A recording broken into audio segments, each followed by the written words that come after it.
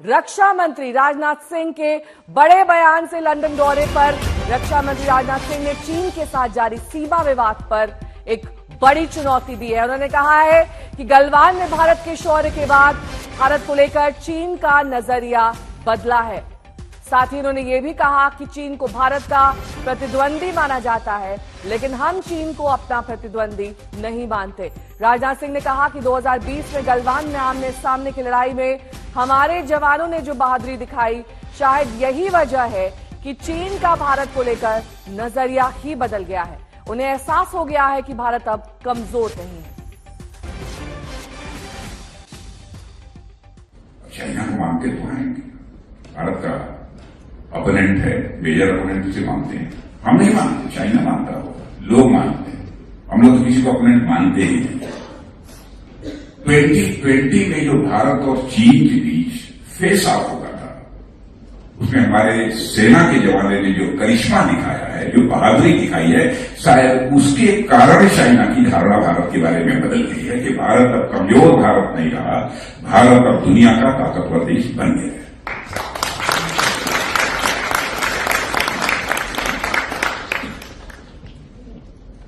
वैसा नहीं कि भारत को आंख दिखाकर जो चाहे सो दिखाते।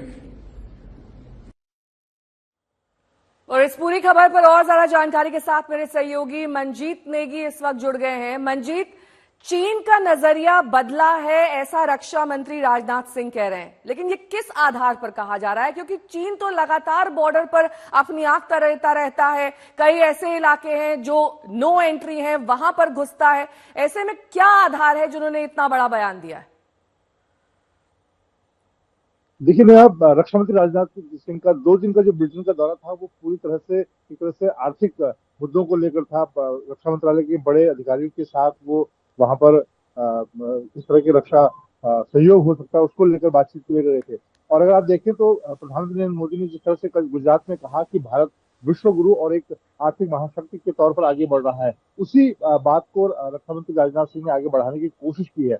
हालांकि हमने देखा कि पिछले कुछ समय से अगर आप देखें कि चीन के जो मुखपत्र हैं, वहां के जो अखबार हैं, वो लगातार उनका स्टैंड खासतौर से भारत के जो विवाद है, चाहे लद्दाख का मामला हो, उससे हटकर भारत की अर्थव्यवस्था की तरफ वो लगातार लिखते रहे हैं। और उन्हीं रिपोर्ट के आधार पर रक्षा मंत्री राजनाथ सिंह ने ये कहा है। और भारत क्योंकि इस वक्त जब भारत की तो ये कोशिश है कि भारत अपने को एक आर्थिक शक्ति के तौर पर आगे बढ़ाए। निर्मला सीतारमण ने आज ये बात कही कि भारत 26-27 में आर्थिक महाशक्ति बनेगा, तीसरी अर्थव्यवस्था भारत बन जाएगा।